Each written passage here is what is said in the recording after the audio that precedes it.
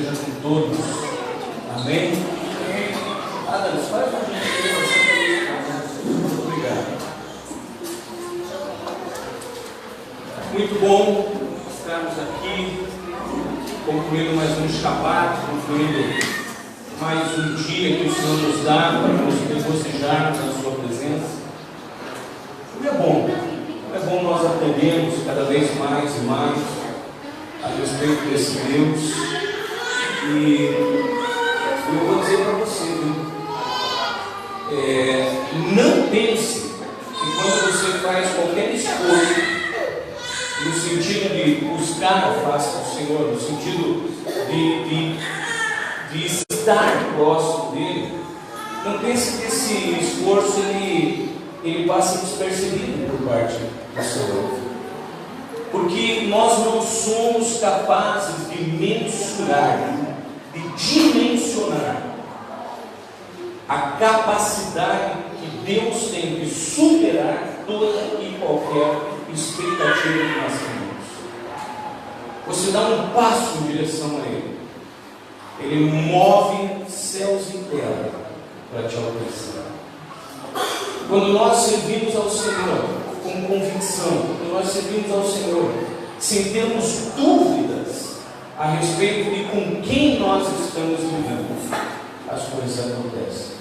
As coisas só não acontecem quando a nossa própria incapacidade nos bloqueia de vida.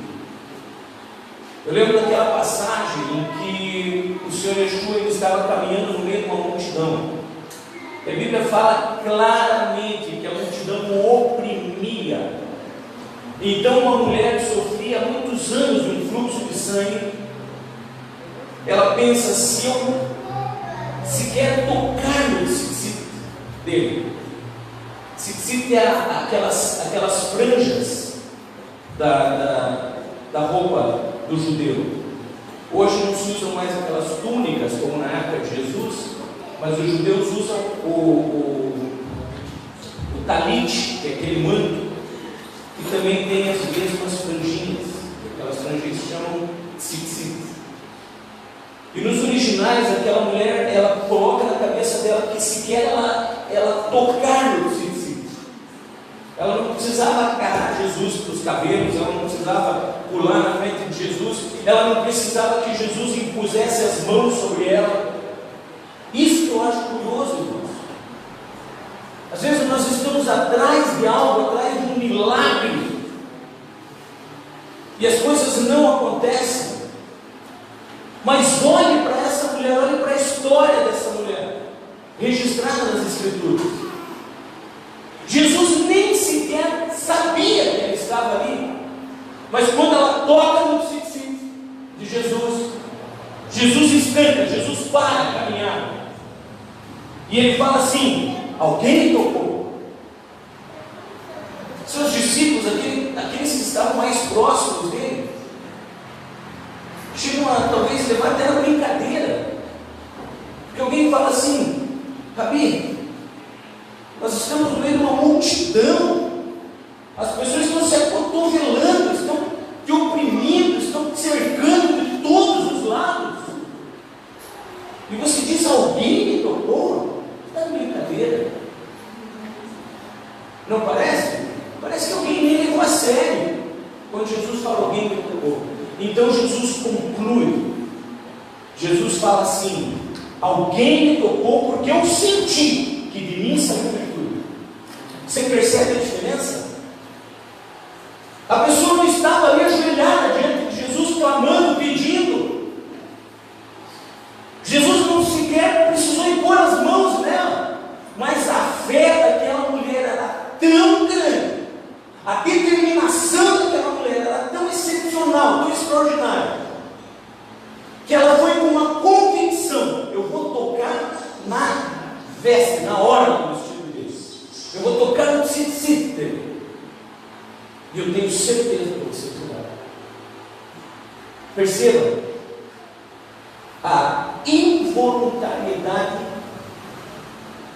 daquele processo de cura.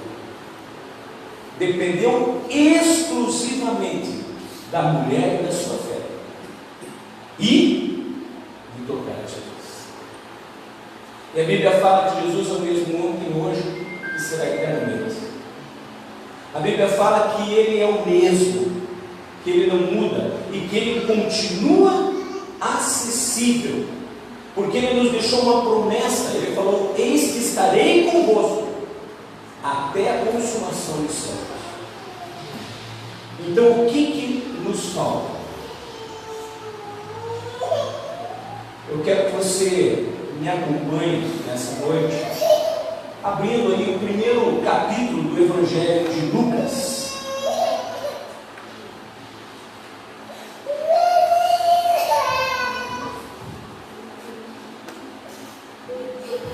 Amém? Evangelho segundo São Lucas, segundo o doutor Lucas.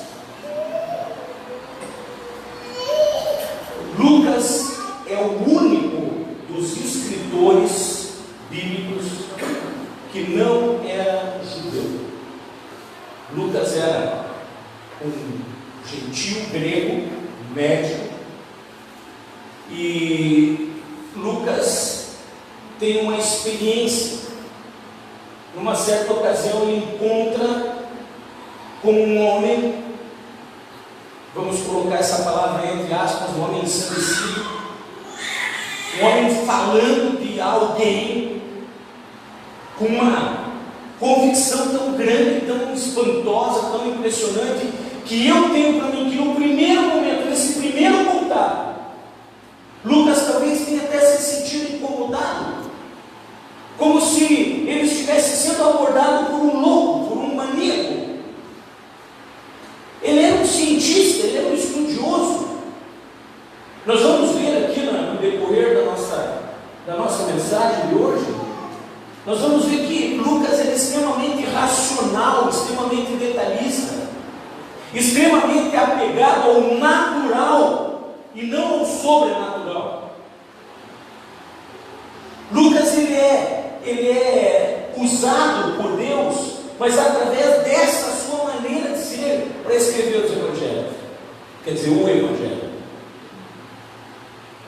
Ele vai pesquisar, ele vai fazer entrevistas, ele vai atrás de pessoas, de lugares, ele vai perguntar, ele vai sentar com as pessoas e buscar detalhes para redigir a sua narrativa. Ele não foi simplesmente, veja bem, simplesmente, divinamente inspirado. Ele foi orientado, mas ele mostra na sua escrita, no seu evangelho, que ele simplesmente foi usado por Deus dentro das suas peculiaridades. O Evangelho de Lucas é como é, porque Lucas era quem ele era.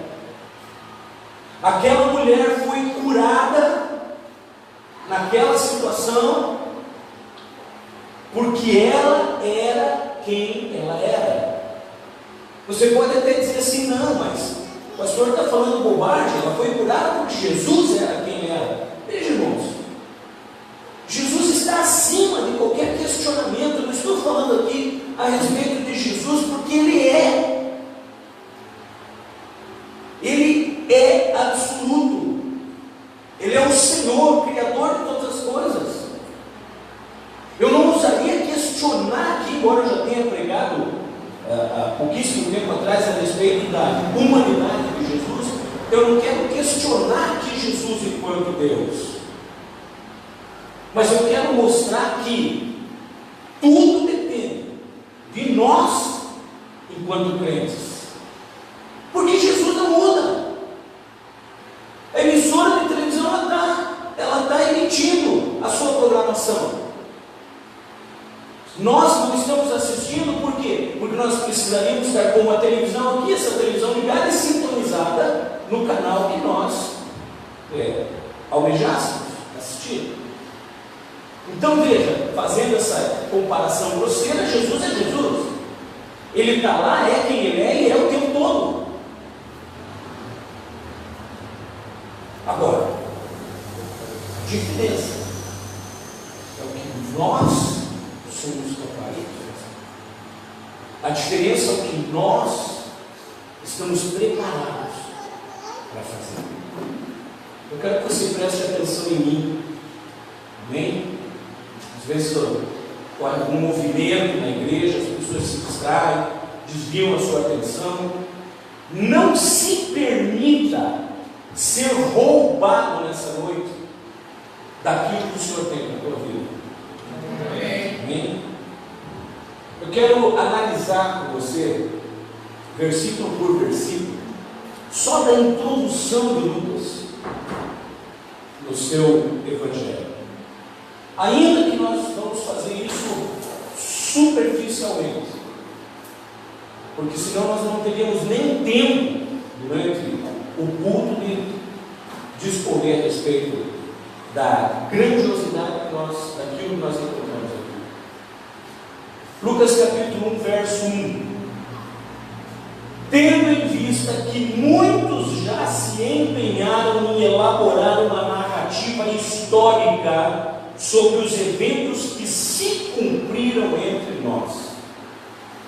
Eu quero que se perceba aqui, Lucas um tanto quanto resoluto no que diz respeito à veracidade desses fatos. Que ele usa o termo aqui, eventos que se cumpriram entre nós. Quer dizer, ele está sendo incisivo, ele está sendo resoluto, ele está sendo direto, ele está sendo inequívoco, ele está sendo objetivo. Ocorreram eventos entre nós. Não foi algo que disseram, algo, não. Foram eventos que ocorreram. E ele também demonstra aqui uma consciência de que muitos já tentaram relatar esses eventos. Nós temos 4 evangelhos, mas nós não temos conhecimento a respeito de quantos evangelhos não devem ter sido escritos por aquelas pessoas que caminhavam com Jesus. Quantas daquelas pessoas não devem ter tentado relatar os eventos dos quais elas foram testemunhas oculares? Você consegue imaginar isso? Porque, irmãos, eram milhares de pessoas que andavam com Jesus, não eram só os 12, eram milhares. Lá no sermão da montanha, diz que eram cerca de 5.000 homens, fora as mulheres e as crianças. Eram milhares de pessoas. Tanto é que quando Jesus andava, a multidão oprimia. Então é impossível que muitas dessas pessoas não tenham tentado relatar, registrar as coisas que aconteceram. E Lucas mostra isso aqui, ele mostra que ele tem consciência de que ele, dentro das suas pesquisas, das suas entrevistas, ele acabou deparando com pessoas que tinham escrito. Talvez alguém que ele tenha ido buscar, conversar, a pessoa tenha falado, olha, espera só um pouquinho que eu vou lá buscar as coisas que ele escreveu, eu fiz um registro para eu não esquecer. E aí a pessoa trouxe talvez anotações para Lucas. Fala, ó, isso aqui é interessante, ó. Ele falou assim, assim, assim. E esses relatos foram compartilhados. O que Lucas fala, que muitas pessoas relataram isso. Verso 2: conforme nos transmitiram os que desde o princípio foram testemunhas oculares dos fatos e servos dedicados à palavra. Esse verso nos revela que houve uma pesquisa, dentro da qual uma série de entrevistas com aqueles que foram testemunhas dos eventos. Verso 3: eu pessoalmente investiguei tudo em minúcias, a partir da origem, e decidi escrever-te um relato ordenado, ó excelentíssimo Teófilo. Aqui, além de confirmar que a narrativa é fruto de pesquisa, ele revela que ele próprio foi um minucioso investigador.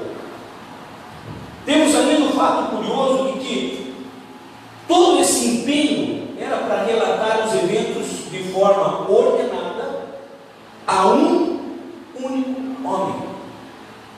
O que se me diz disso? Às vezes a gente se incomoda, às vezes a gente simplesmente acha assim, não, mas eu vou só atender aquela pessoa, ou eu vou falar, tem pastores que se não for pregar com uma grande multidão, ele nem vai. Sabe, irmãos? Esse cara fez toda uma pesquisa, fez todo um registro de informações para mandar isso para um cara. Porque o Evangelho de Lucas é uma carta de Lucas para um amigo chamado Teófilo. E é interessante é que eu pessoalmente investiguei tudo em minúcias, a partir da origem. Quer dizer, perceba que Lucas ele teve conhecimento da existência de Jesus a partir do encontro com Paulo. E esse encontro impactou ele, esse encontro mexeu com ele, esse encontro abalou todas as estruturas de Lucas, em todo o seu potencial intelectual, em tudo aquilo que ele era médico, caramba, ele tinha toda uma carreira pela frente. E aí ele é impactado por aquele encontro com Paulo, por aquilo que Paulo ensina para ele, mas daí ele vai buscar na origem. E eu vou dizer para vocês uma coisa, eu acredito que talvez essa origem, talvez uma das primeiras pessoas que ele foi procurar tenha sido Maria. Eu já comprei muita briga, eu já conquistei muitas amizades por ser um defensor de Maria. Por que eu digo isso? Porque muitos dos evangélicos, eu digo muitos para não dizer a grande maioria, em virtude da idolatria católica, criam uma aversão por Maria. É que nem aquilo que a gente sofre na visão de restauração. Você tocou no termo judaísmo, você fala de judeu, todo mundo já se arrepia, todo mundo já acha que você está querendo arrastar a igreja de volta para a lei. Falou judeu, a pessoa já enxerga aquilo como algo mal. E quando as pessoas falam de Maria, imediatamente já remetem à idolatria, e daí ficam tirando sarro, ficam tirando onda de Maria. Porque é sua senhora, não é nossa senhora. Eu sou contra a idolatria, eu combato a idolatria. Eu sei que só Jesus morreu na cruz e ressuscitou por nós. Eu sei que só nele é que nós encontramos a salvação. Eu sei que aquela frase estampada em muitos adesivos de carros católicos, tudo por Jesus, nada sem Maria, eu sei que aquilo não é fake, eu sei que aquilo lá não é bíblico. Só que, por entender que Maria, dentre todas as mulheres da face do planeta, em todos os tempos, foi a escolhida por Deus para gerar o seu Filho, nosso Salvador, faz com que nós tenhamos a obrigação de olhar para essa mulher com respeito, como alguém que é especial. Não nos dirigirmos a ela em orações, porque a Bíblia nos ensina que nós precisamos nos dirigir ao Pai em nome do Filho. Essa é a maneira de nós orarmos. Maria não é intercessora, Maria não é mediadora, Maria não é medianeira. Isso não é bíblico. A Bíblia fala claramente que existe um único mediador entre Deus e o homem, que é Jesus Cristo. Ponto. Porém, isso não minimiza a importância dessa figura feminina. Quer dizer, eu posso enaltecer Paulo, eu posso enaltecer Pedro, eu posso enaltecer Tiago, eu posso enaltecer João, eu posso falar com respeito sobre qualquer um desses nomes. Agora, se eu falar com respeito de Maria, aí eu estou sendo conivente com a idolatria. Eu não entendo isso. E eu ganhei, vamos usar esse termo, eu ganhei muitos católicos, a simpatia de muitos católicos, por ter essa postura. E respeito é algo que nunca vai ser ruim vindo de você. Por mais que você não acredite, por mais que você não concorde, quando você respeita a opinião, a escolha, principalmente a fé das pessoas, você já está com uma vantagem no que diz respeito ao relacionamento com elas.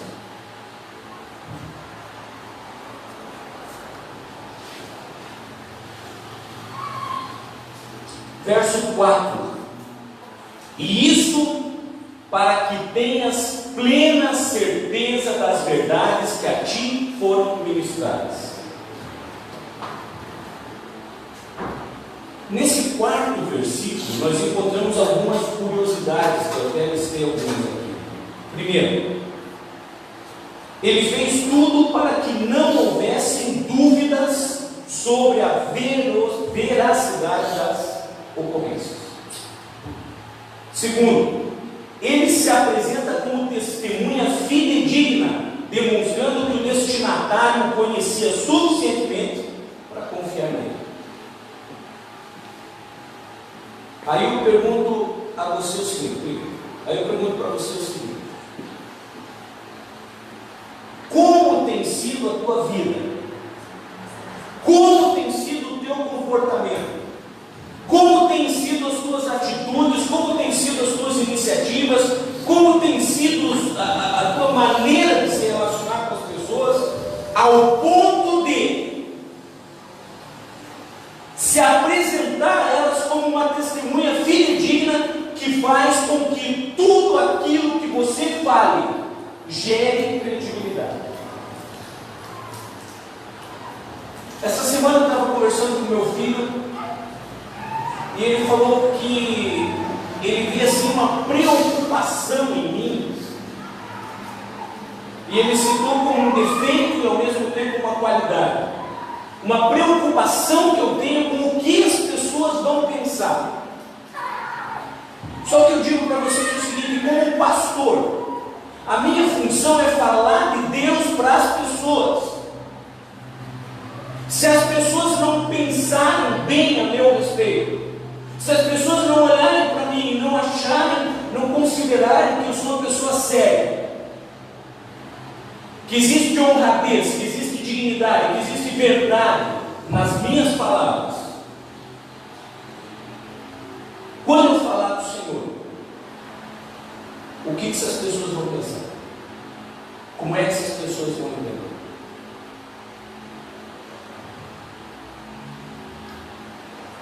Terceiro ponto, a última linha aqui do versículo: verdades que a ti foram ministradas. Essa última linha mostra que mesmo antes de escrever aquilo, ele já havia sido relatado, o assunto já havia sido relatado ao amigo, e eu imagino que de uma forma muito entusiasmada. Porque ele está falando aqui: eu estou escrevendo isso fruto de uma pesquisa minuciosa para comprovar para você tudo aquilo que já foi contado, tudo aquilo que eu já contei. Que antes talvez ele tenha contado empolgado pela narrativa de Paulo, mas aí, para criar mais credibilidade naquilo que ele fala, ele foi fazer a pesquisa mesmo. E daí ele fala: olha, eu estou escrevendo isso aqui ordenadamente para fazer com que você veja que eu estou confirmando aquilo que eu já tinha falado para você. Essa semana eu estava ouvindo a CBN no rádio do carro, e eu deparei com uma matéria que eu falei: poxa, isso tem tudo a ver com a palavra que o Senhor está me direcionando para essa semana. Existem estudos na neurociência que comprovam que o cérebro precisa se emocionar para aprender. Olha que interessante. Eu até falo muitas vezes aqui que eu gosto que as minhas pregações elas não emocionem, mas que elas despertem na pessoa a reflexão. impactou, porque esse estudo da neurociência, ele mostra que o lado direito do cérebro, que é responsável pela parte emocional, se ele for exercitado, se ele for ativado, se ele for acionado no momento que a pessoa, por exemplo, está assistindo uma aula, é potencializada a capacidade dessa pessoa de absorver informação. Coisa curiosa. E eu até passei a entender uma coisa aqui: por que a fé vem pelo ouvir e ouvir? Pela palavra. Não vem pelo ler. Você pode ler a Bíblia inteira, isso não quer dizer que você vai desenvolver fé. Mas Paulo fala que a fé vem pelo ouvir e ouvir pela palavra. Percebe? Então ouvir e ouvir, processo. Ou ainda nós podemos entender ouvir e obedecer, né? Já falei sobre isso aqui. Mas eu passo a entender por quê? Porque se a pessoa simplesmente lê e não se empenha em adentrar os pormenores da história, ela não se emociona o suficiente para que aquilo se transforme dentro dela numa convicção. Porque a fé é um firme fundamento, quer dizer, uma convicção de coisas que não se veem e uma prova das coisas que se esperam. Então, a fé ela passa a ser desenvolvida dentro da pessoa quando a pessoa ouve, e ouve da boca de alguém que seja capaz de se movimentar, de se expressar de uma forma que mexa com o imaginário da pessoa, que mova coisas dentro do cérebro da pessoa, que faça com que a pessoa saia do marasmo. Eu posso falar exatamente a mesma coisa aqui, só que eu vou escrever esse texto e vou chegar aqui e vou ficar falando assim, entendeu? Eu vou ler aqui uma parte do meu esposo. Existem estudos na neurociência que comprovam que o cérebro precisa se emocionar para aprender. Se eu continuar assim, vocês vão dormir dentro de 5 minutos. É assim, não é? Agora, olha esses professores de cursinho. Você sai da escola, entra no cursinho, fica louco, porque os caras são diferentes de tudo que você viu no teu currículo escolar. Os caras fazem malabarismo, eles fazem mirabolâncias no cursinho. Eles se expressam de uma forma diferente, eles criam situações, informações audiovisuais, coisas que fazem com que a pessoa dê risada, com que a pessoa se empolgue e aprenda. Porque ela está sendo preparada para fazer o vestibular. E os professores de cursinho são mestres nisso. Por quê? Porque eles movem o emocional. Eles fazem com que a pessoa que está sentada assistindo a aula se emocione. Ela se alegra, ela se surpreende, ela dá risada, ela se diverte. Quer dizer, são emoções que vão fazer com que ela tenha uma potencialização, um aumento da sua capacidade de assimilar e absorver informação. Glória a Deus pela minha ascendência italiana, porque eu gesticulo muito, eu me expresso com bastante movimento. Acho que isso faz com que eu consiga manter um pouquinho mais da atenção de vocês. Eu estava lendo um livro do Augusto Cury, acho que todos sabem, é um psiquiatra muito famoso, um cara que ele se apresenta como um ex-ateu, e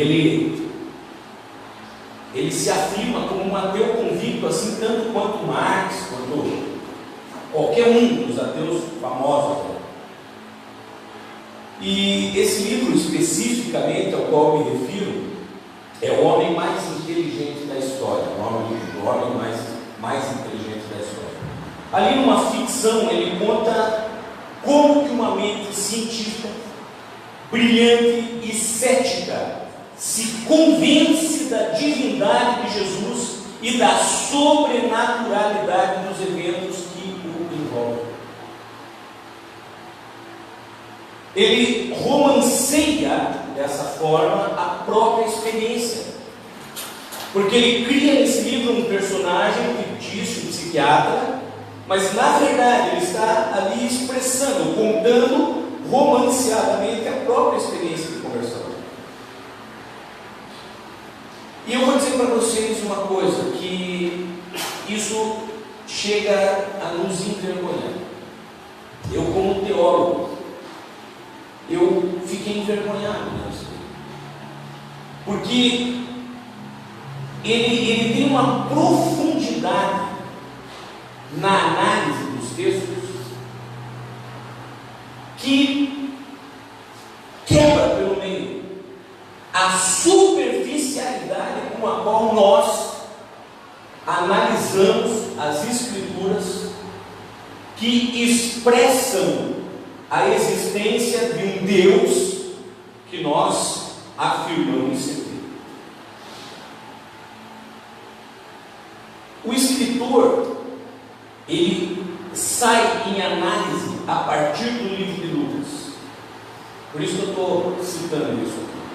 Porque ele sai em análise da história de Jesus. Ele queria analisar a mente do homem de Jesus, a personalidade do homem de Jesus, e quebrar ou desmistificar algumas questões, mostrando que aquilo era uma superstição, que aquilo não era bem assim.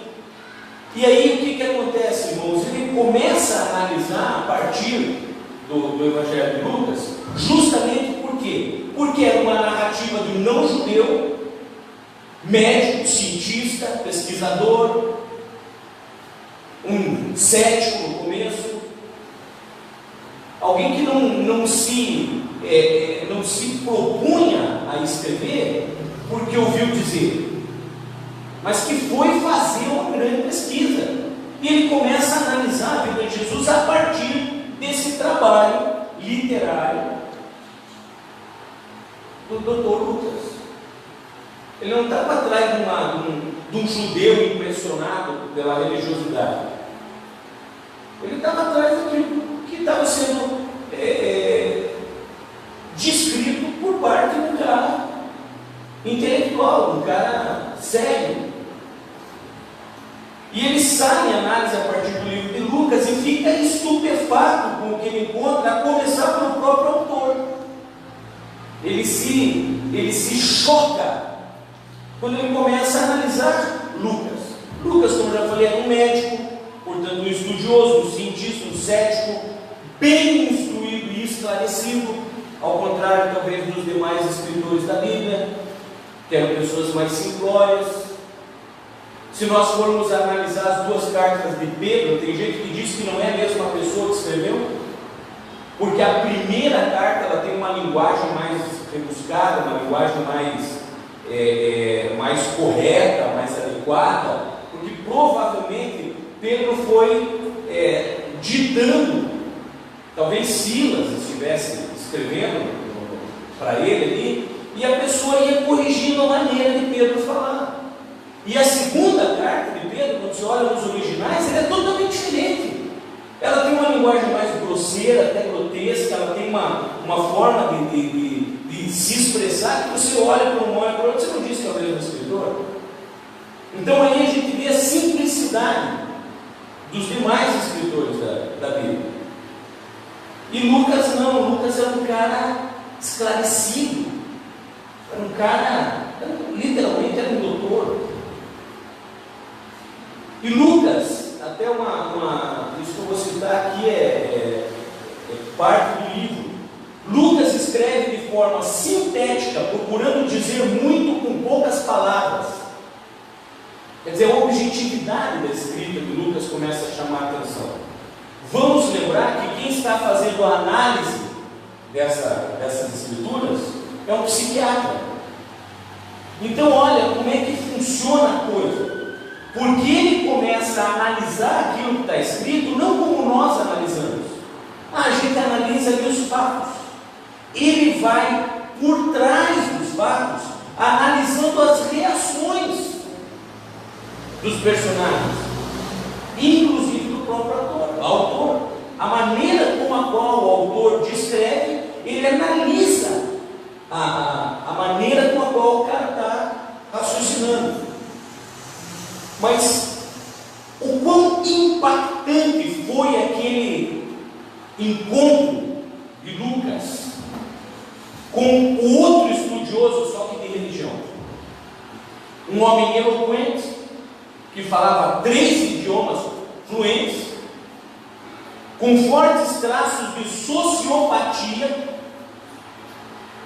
porque assim que ele descreve Paulo, não que ele fosse um sociopata, mas ele tinha fortes traços de sociopatia, até pela forma com a qual ele perseguia aqueles que se contrapunham ao que ele pensava. Então, enquanto ele era perseguidor dos cristãos, ele era feroz, ele era implacável, ele era cruel.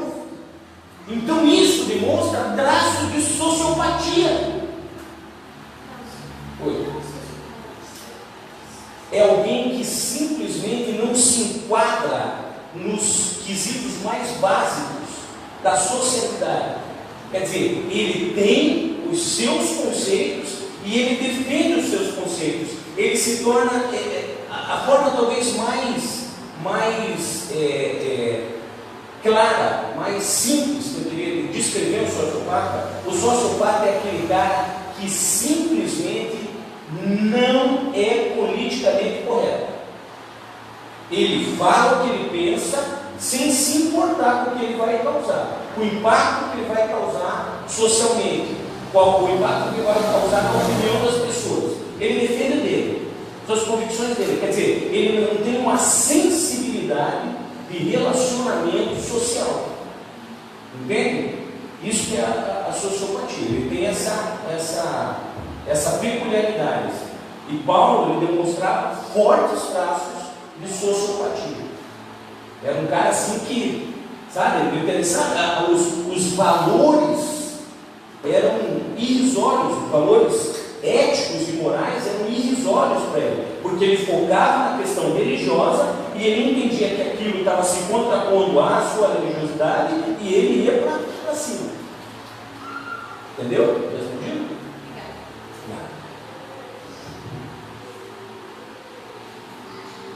Qual foi o relato de Paulo e que paixão era essa com a qual ele falava, que fez com que Lucas se convertesse de modo tão assombroso? Você começa a entender a análise da coisa? Nós não estamos simplesmente dentro de um texto. Ele começa falando do texto, então ele tem a atenção dele chamada para o escritor. Aí ele começa a olhar para o escritor e ele fala: poxa, mas esse cara era cético, era assim, assado e tal. O que fez com que esse cara mudasse? Um encontro com outro cara. E aí ele começa, ele vai para cima do outro cara. Aí ele começa a analisar Paulo. Aí você começa a entender, quando ele se refere lá para Teófilo, quando ele fala: eu fui buscar na origem. Percebe? A gente pensa, na origem de Jesus lá foi Maria. Mas olha o trabalho de retorno, de investigação, de passos, de pegadas, de rastros que ele começa a seguir. E isso, irmãos, eu vou confessar para vocês, quando eu deparei com esse trabalho, eu comecei a ficar envergonhado. Talvez eu não devesse, porque eu não tenho a formação da psiquiatria que ele tem, então eu não fui treinado a analisar dessa forma. Mas uma coisa é inquestionável, que nós, como cristãos, e eu digo isso, eu vou falar de mim mesmo como teólogo, eu não passei nem perto da profundidade com a qual esse cara passou a tratar as Escrituras. E olha que ele começou a ler buscando uma contraposição. Quer dizer, ele não foi ler com bons olhos. Ele não foi ler com um olhar apaixonado. Ele não foi ler com um olhar de fé. Ele foi ler com um olhar crítico, com um olhar de contraposição. E começou a se mover. Perceba que o escritor ele não se atém ao texto, mas ele começa a analisá-los nas suas antecâmaras. Quão forte foi essa experiência de Lucas, irmãos? Ao ponto de que não conseguia mais ser o mesmo, pois abandonaria, logo depois ele abandonaria o seu ofício, a sua carreira, para seguir um homem deslumbrado, com um sentimento de culpa brutal. Era Paulo. Paulo ele tinha um sentimento de culpa terrível. Eu não sei quantos assistiram esse filme, teve esse último, teve agora sobre Paulo, apóstolo de Cristo. O filme não é exatamente fiel à Bíblia. Porque ali, o que acontece? No filme, Paulo está preso e Lucas vai visitá-lo na cadeia e começa a registrar as coisas que Paulo falava para escrever. Então ali, a impressão que dá é que tudo que é atribuído a Paulo, as escrituras, todas as cartas de Paulo, foram escritas por Lucas. Não é isso. Até que Lucas cita ali no filme, ele cita coisas que estão lá nas cartas de Paulo aos Coríntios, por exemplo. Paulo escreveu antes de ser preso. E aí no filme ele fala assim: poxa, isso daí dá uma boa nota para escrever. Então o filme se perde nisso. Mas é um conceito muito interessante, porque ele revela a amizade, ele mostra, ele cita a amizade e a admiração de Lucas por Paulo. E deve ter sido fantástica a maneira de Paulo envolver Lucas, de chegar em Lucas assim e bombardear Lucas com tanta informação. E Lucas no momento, cara, o que é você? Está louco, cara, falando essas coisas aí e tal. Mas a narrativa, a maneira de Paulo falar era tão contundente, era tão importante, era tão impressionante, que aquilo mexeu com Lucas. Abalou de todas as formas as suas estruturas. E sabe, irmãos, o mais impressionante disso tudo é que tudo isso se referia à morte de um homem numa cruz. Diga-se de passagem que uma morte de cruz era o ápice da fragilidade e o maior vexame social daquela época.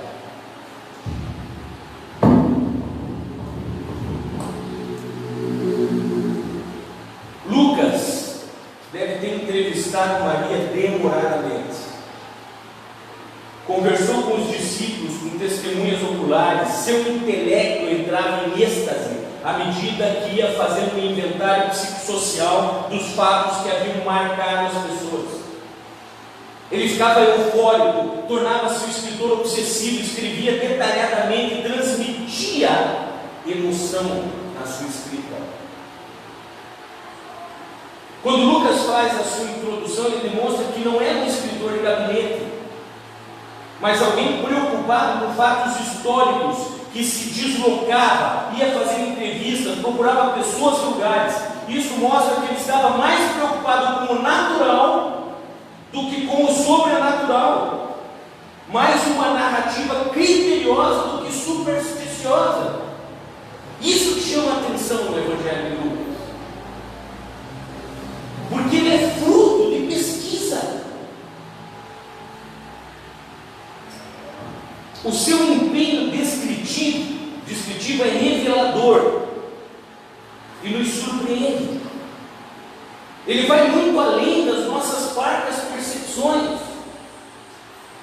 Por exemplo, quando achamos, isso que eu vou ler aqui é parte do livro, quando achamos que Maria era dócil, meiga, abnegada, doadora, ele a mostra dona de uma coragem extrema, com uma sofisticada capacidade de reflexão, uma surpreendente habilidade de raciocinar em momentos de crise e portadora de uma autoestima extraordinária. Pensa, Maria era uma mocinha, 15, 16 anos.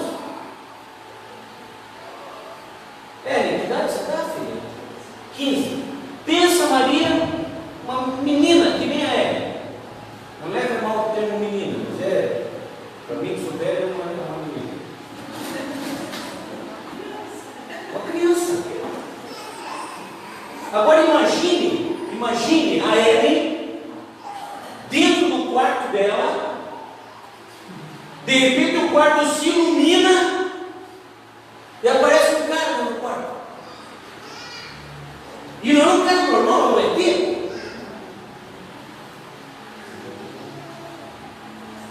Em vez de ela sucumbir ao medo, o que ela faz? Como assim? Quem é você? Ellen, você estará grávida. Como você está grávida se eu não conheci homem nenhum, se eu nunca tive uma relação sexual com homem nenhum? Você percebe? Isso demonstra o quê? Meiguice? Não. Reflexão. Como assim? Me explique isso. Eu quero entender melhor. Entendeu? Se houve medo, esse medo foi suplantado pela atitude. Não, Ari, não é nada disso. O que vai ser gerado em você é do Espírito Santo, do próprio Deus. Em algum momento ela pensou, não, peraí, eu estou com 16 anos, o que minha mãe vai falar se eu aparecer grávida? O que meu pai vai falar se eu aparecer grávida? Eu estou prometida para um cara, eu estou noiva, eu vou me casar. O que o cara vai falar se eu aparecer grávida? O que minhas amigas vão falar quando eu aparecer grávida? O que os amigos do meu pai vão falar quando eu aparecer grávida? Não, ela foi de uma ousadia absurda. Ela olhou para aquela cena, ela falou, é lógico que isso aqui não é normal. É lógico que isso aqui é sobrenatural. E se esse cara está vindo da parte de Deus, olha, não interessa o que eu vou enfrentar, seja feita a vontade do Senhor. Que coragem é essa? Percebe, não? Que coragem é essa? Tem que ser fera. E depois, Deus providenciou para o marido que pegasse ela, para ela não passar vergonha ali, naquela, viajou com ela para longe. Agora eu pergunto para vocês, quando ela é um lombo de jumento, grávida, pronta para ter um bebê, será que em algum momento ela não falou assim, Deus, como é que você me enfia numa enrascada dessa? Você é Deus, você é Criador de todas as coisas, você é o Todo-Poderoso. Agora eu estou aqui grávida com um filho teu e vou ter que parir num curral com esse cheiro de bosta, vai e volta aqui. Que situação é essa? O senhor não arruma um quarto, uma cama limpa. Eu vou ter que parir aqui nessa situação, com esses bichos me olhando aqui. Você não vê ela reclamar. O tempo todo ela demonstra ser equilibrada e enfrentar aquele momento de crise com maestria. Uma menina demonstrando uma maturidade que talvez eu não tivesse nos meus 52 anos. Percebe, Júlio? Você começa a entender o pormenor, e o cara analisa isso quando ele vê aquilo que Lucas escreveu. Lucas escreve uma linha, ele tira uma história dessa linha, na análise que ele faz, e assim ele faz com cada uma das figuras daquela história. Eu fiquei impressionadíssimo com aquilo ali. Quando ele começa a falar de Jesus, então, nem cabe aqui eu falar tudo que ele fala a respeito das reações que Jesus tinha, a maneira com a qual Jesus reagia diante das situações. O cara ia trair, está lá olhando o povo na cumbuca com Jesus lá. Jesus olha para ele e fala, amigo, trata de amigo. Jesus podia falar qualquer coisa, ele fala, amigo, o que você tem para fazer? Vai, faz mais. Vai lá, pronto. Vai na hora. Os caras estão esperando você, vai lá. Percebe? Não, mestre, porque eu vou com você até a morte. Pedrão, agora, filho. Antes do cara cantar, 3 vezes você vai dizer que tem mais. Então, as reações de Jesus, a inteligência emocional de Jesus, a maneira de Jesus tratar as pessoas, respeitando as limitações delas. Quando na ceia, Jesus olha para Pedro e fala assim: Pedro, com todo esse teu discurso de eu sou, eu faço, eu aconteço, eu vou pedir uma coisa só para você. Quando você se converter, você cuida dos teus irmãos. Quer dizer, Jesus ouvia todas as patuscadas que Pedro falava, todas as afirmações, toda aquela coisa que Pedro discursava, e Jesus sabia que não era nada daquilo. Então ele olhava para Pedro e falava: você vai ver, não é bem assim. Mas ele tratava bem, ele investia, ele escolheu, mesmo sabendo o que ia acontecer. Ele falou: não, vem comigo. Não, mas eu vou te trair. Comigo do mesmo jeito que você vai cumprir. Depois, quando você se converter, aí você faz o teu projeto. Entendeu? Ele descreve pormenorizadamente as situações, e se nos atentarmos aos detalhes, seremos capazes de nos envolvermos com a humanidade de cada personagem de uma forma espetacular. Sabe, irmãos, eu sou detalhista, mas quando eu li esse livro, despertou em mim assim algo que foi muito além. Nós somos pobres porque nós não nos emocionamos com as narrativas bíblicas. Não, mas pastor, eu me propus a ler a Bíblia um capítulo por dia. Todo dia eu vou ler um capítulo. Aí você vai lá, pega a Bíblia, abre ela, lê um capítulo rapidinho, porque você tem um monte de coisa para fazer, fecha ela e fala: opa, cumpri com o propósito, né? Hoje eu li um capítulo, me propus a ler e estou lendo.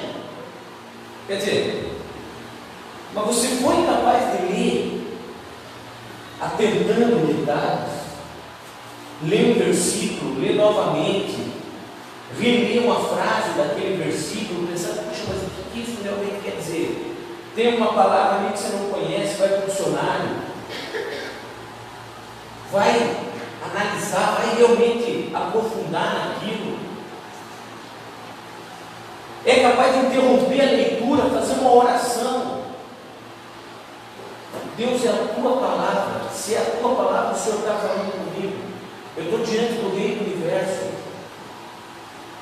Melech Haolam, Rei do Universo. Eu estou diante do Criador de todas as coisas, daquele que me projetou. O Senhor conhece as minhas fraquezas, o Senhor conhece as minhas falhas, o Senhor sabe das minhas limitações. Eu preciso de Ti agora, coloque em mim o Teu Espírito, me ajuda nessa leitura. Esse momento não é um momento qualquer, no qual eu estou cumprindo um protocolo, no qual eu estou cumprindo algo que eu me propus a fazer, que é ler um capítulo por dia da Tua palavra. Não, é um momento em que eu sinto para ouvir o Senhor falar. Me ajuda a ter atenção, me ajuda a estar entregue nesse momento. Percebe? Eu lembro, irmãos, quando nós estivemos nos Estados Unidos, nós fomos numa sinagoga em Orlando, e daí tem um momento em que os homens se reúnem e dançam com a Torá. E eu fui recebido lá como um líder religioso, como um pastor messiânico, como alguém que tinha amor pela comunidade judaica, foi tratado com muito respeito, com muito carinho, e fui convidado para estar com eles ali dançando. com a Torá. E a Torá, aqueles dois rolos enormes ali, uma capa de veludo azul, um dourado, cada um abraçava ali a Torá e dançava, e veio em mim ali, eu também abracei, e tem até aquele vídeo no meu celular, dançando ali com a Torá foi indo e rodando para lá e para cá, tal, e chegou na mão do rabino. O rabino daquela cidade. Aí ele pegou a Torá e ele abraçou a Torá e ele encostou a cabeça na Torá e ele fechou os olhos e começou com um ar apaixonado. A impressão que dava era que ele estava dançando com a mulher da vida dele, estava ali, nossa mesmo. E eu fiquei olhando para ele. E até hoje, quando eu falo, eu me emociono. Porque eu vi ali amor pela palavra. Eu vi ali a personificação do entendimento de que a Torá é uma carta de amor de Deus para o homem. E nós pegamos essa carta de amor e a lemos com pressa, sem nenhuma intenção de nos emocionarmos, sem buscarmos extrair dela aquilo que ela verdadeiramente quer dizer, porque é Deus falando com você. Mas você simplesmente vai ler um jornal, você vai ler um trecho, você vai ler um texto qualquer, mas você não pega para ler com a intenção de se emocionar com aquilo que você vai fazer. Percebe? Entende isso?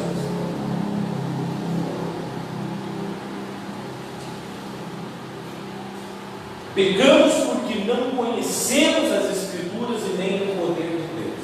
Mateus 22, 29. E é assim porque não nos esforçamos. Nós estamos sempre como filhotes de passarinho com a boquinha aberta, esperando para sermos alimentados.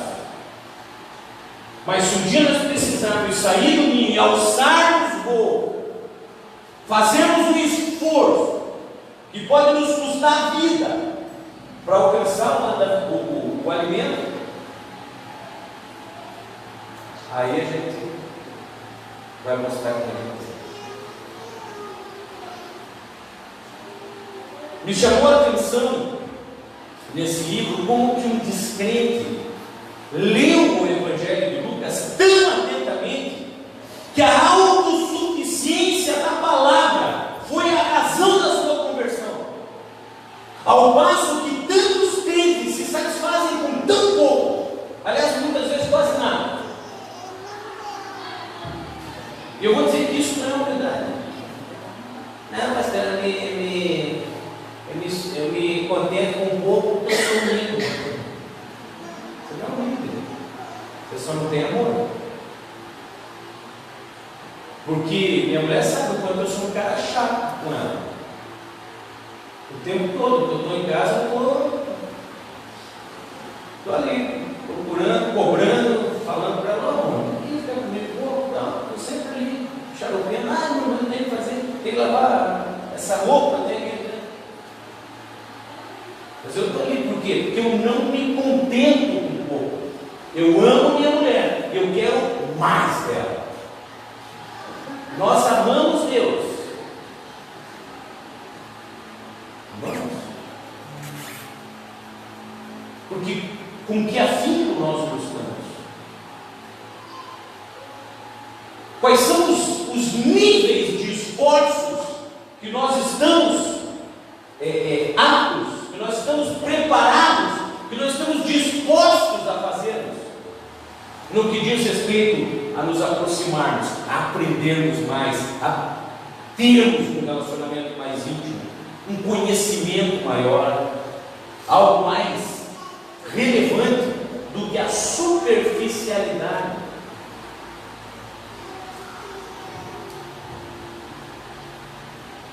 Sabe, irmãos, quando nós despertarmos desse trânsito que nós vivemos, quando nós olharmos para as Escrituras como algo real e verdadeiro, algo que está se cumprindo diante dos nossos olhos, hoje, quando isso acontecer, eu tenho para mim que nós vamos ver a diferença. Mas eu vou dizer para você que hoje nós não caiu a ficha, nós não nos atentamos para isso.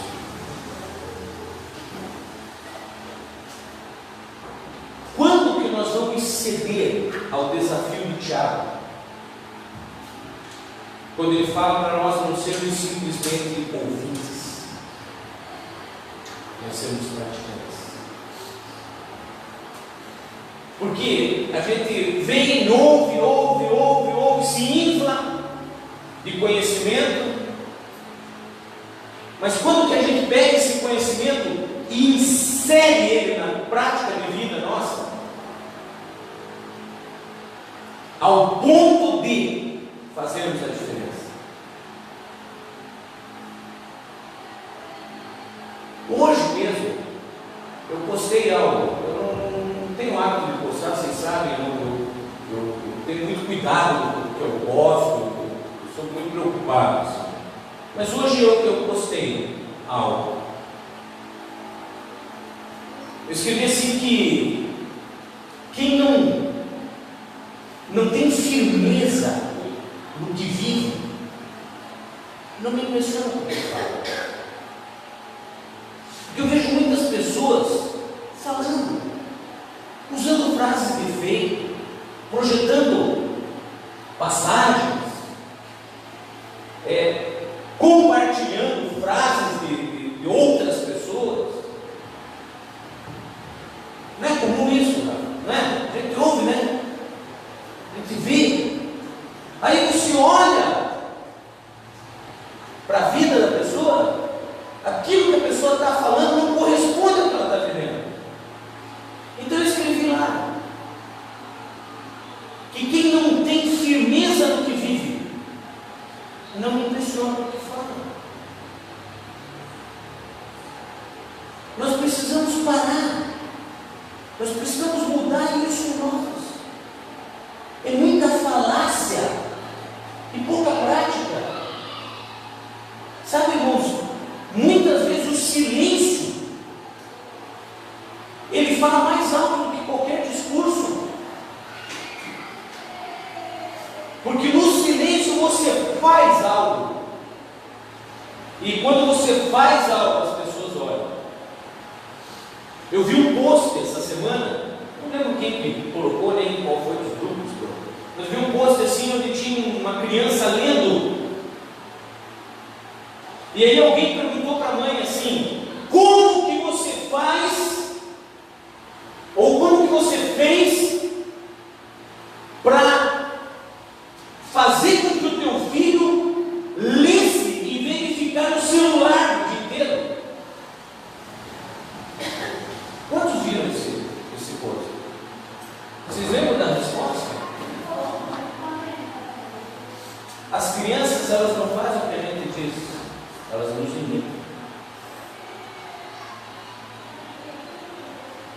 O que isso quer dizer? Como você fez? Fez. Agora uma mãe que fica o dia inteiro no celular, a criança está com a mãe, está com a mão no celular. O que a criança vai acostumar? O que a criança vai querer? É muito normal uma menina da idade das minhas netas ir lá, chegar no guarda-roupa da mãe, sapato da mãe, daqui a pouco vem lá com aquele sapato que fica tanto assim para fora, né? Quase caindo, arrastando o sapato com o colar da mãe. É assim, não é? Um vestido da mãe arrastando no chão. Quem já não viu essa cena? Não é só menina, exatamente. Exato, mas não com a roupa da mãe, né? Minha mãe falou lá, eu pegava as roupas da mãe, não. A roupa do pai. Fui os coturnos do meu pai não militar, né?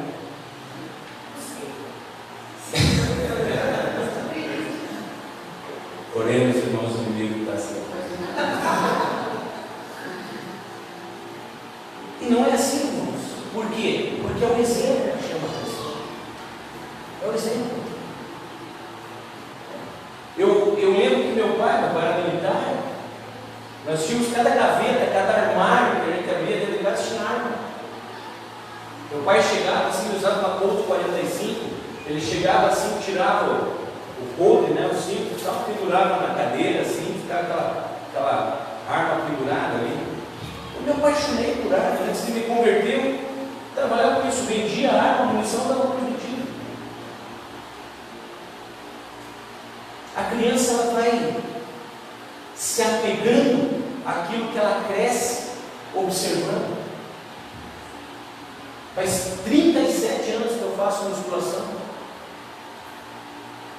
Eu vi um menininho de 2 aninhos, com os braços tudo riscado de caneta, arrancando as rodinhas do carrinho. Sabe aqueles eixos de arame com as rodinhas de plástico? Pegava lá, braço tudo riscado de caneta. Ó pai, que nem você. Não preciso dizer o que deu. Né? Está aqui com mais tatuagem do que eu, maior do que eu. Daí porque seguiu o exemplo. E assim, nós precisamos parar de falácia e precisamos começar a agir. Para encerrar, irmãos, eu vou fazer uma pergunta assim para vocês em cima de uma coisa que a pastora Leide postou nessa semana. Ela postou uma frase de um cara chamado John Charles Hyde, ou também conhecido como J.C. Hyde. Esse cara, para quem não conhece, esse cara foi ele foi um clérigo inglês e ele foi bispo da primeira diocese inglesa em Liverpool. Ele viveu ali por meados de 1800, alguma coisa. E ele era um cara muito sério e muito ele tinha frases assim muito impactantes, assim como outros tantos que a gente gosta de citar, como o John Scott, que eu gosto muito. Quando o John Scott fala que mente bíblica não é aquela que recita versículos da Bíblia, mas aquela que raciocina dentro dos parâmetros da Bíblia. E o J.C. Hyde, ele falou assim: chegará o dia em que aqueles que não nasceram de novo desejarão nunca ter nascido. Eu quero encerrar essa pregação fazendo uma pergunta: quando é que nós vamos começar a nos assustar com frases assim? Quando é que frases desse tipo vão deixar de ser simplesmente frases de efeito para serem frases que mudam o nosso comportamento? Porque o efeito de uma frase de efeito, ele não tem que estar limitado no interessante, poxa, você viu isso? Forte, né? Mas não mudou nada. Quer dizer, que frase de efeito não tem efeito? Mas eu olhei para essa frase aqui e eu falei: meu Deus, que misericórdia. Porque haverá sim tempo em que quem não nasceu de novo desejará ter nascido. Nós precisamos despertar, nós precisamos acordar, nós precisamos mudar, nós precisamos entender que aquilo que nós fazemos, por mais sutil, por mais simples que seja, nossos hábitos, nossas atitudes, por mais aparentemente irrelevantes, elas mostram quem nós somos e a quem nós pertencemos. Por isso é importante nós começarmos a refletir e mudarmos. Entramos às vezes em discussões em grupos do WhatsApp, como pequenas faíscas que caem numa palha seca. Alguém posta uma coisa, outro responde outra, e daqui a pouco você vê que está instaurado. Não foi hoje nem na igreja uma coisa dessa. Quando nós vemos que está instaurada uma confusão. Isso é muito pontual para você. Concordo com você. Nós temos que prestar mais atenção no que falamos e também na maneira com a qual reagimos diante do que os outros falam.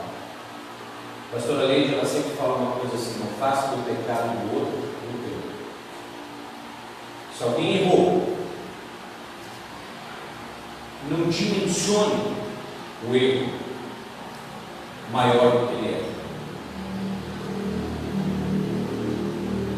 Eu acabei de falar aqui que aquilo que você faz, as suas iniciativas, as suas atitudes, por mais sutis que seja, revelam quem você é e a quem você pertence. Jesus Cristo é o nosso advogado. O que o advogado faz? Advoga, defende. Satanás é o nosso acusador, nosso adversário. O que o acusador faz? Acusa, aponta ele. E aí fica para vocês entenderem essa frase. A quem vocês pertencem? Quem vocês são? Quem vocês representam? Amém? Que o Senhor, o seu Espírito, o seu Ruach HaKodesh possa orientar a cada um de nós, porque essa é a função do Espírito: ensinar e fazer lembrar, convencer do pecado, do juízo e da justiça.